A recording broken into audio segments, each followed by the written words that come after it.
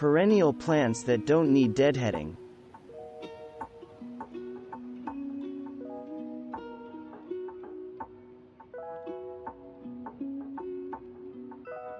Astilbe hardly need flowers to make them desirable plants.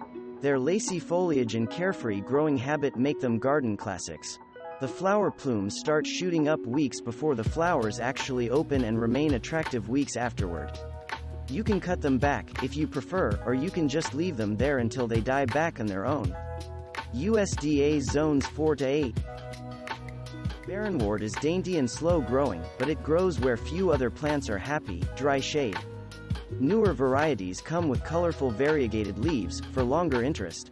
The foliage remains attractive long after the flowers are history. It's the leaves that give Epimedium its common name, fairy wings. But the dainty flowers, in a multitude of colors, are most welcome in mid-spring and they deadhead themselves. They'll tolerate full sun to full shade and even the dry shade under trees. USDA zones 5 to 9. The soft gray leaves of Russian sage make a beautiful statement against pastels and purples of every hue.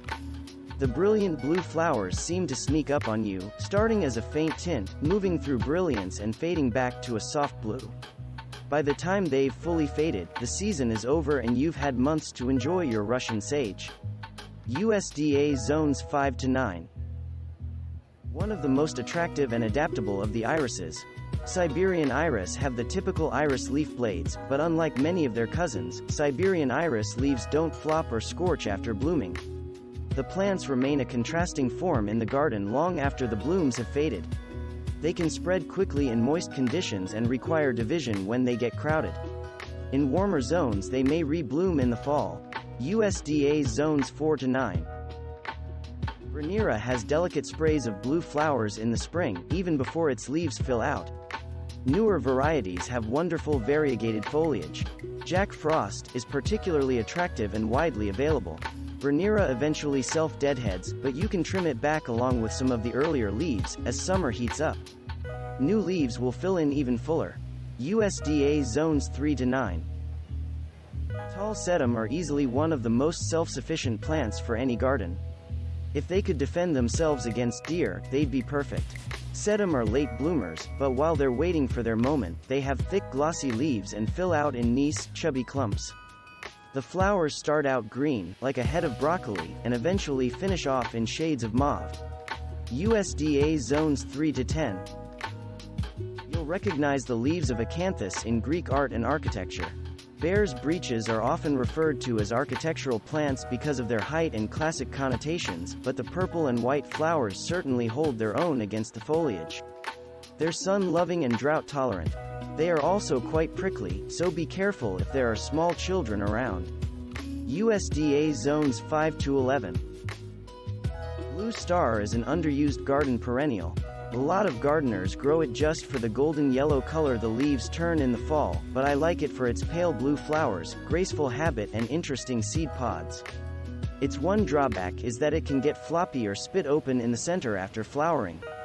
Shearing it back by 1/3 will fix that, but then you lose the seed pods. I prefer to prop it up with the iris leaves in front of it. USDA zones 3 to 9. Cimicifuga makes a great garden focal point. It can shoot up well over 4 feet tall and then send up an even taller plume of feathery white that lasts most of the summer. Cimicifuga can take a few years to get established and you may need to pamper it with water those first few years, but it's no prima donna. Once it makes the adjustment to your garden, it requires very little attention. USDA zones 4 to 8.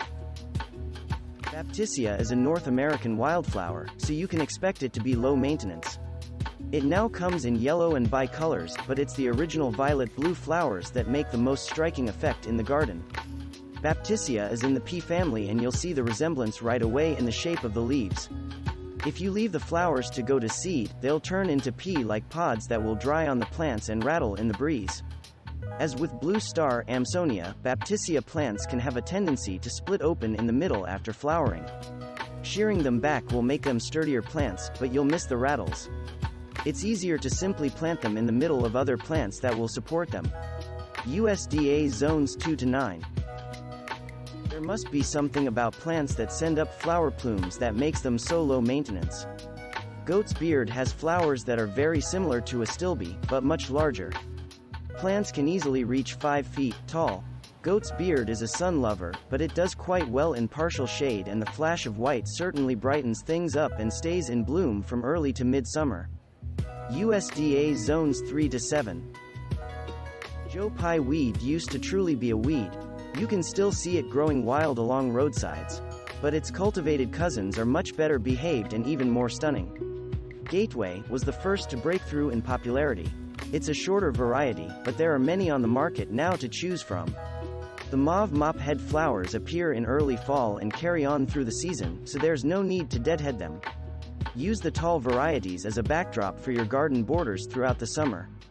USDA zones 4 to 8.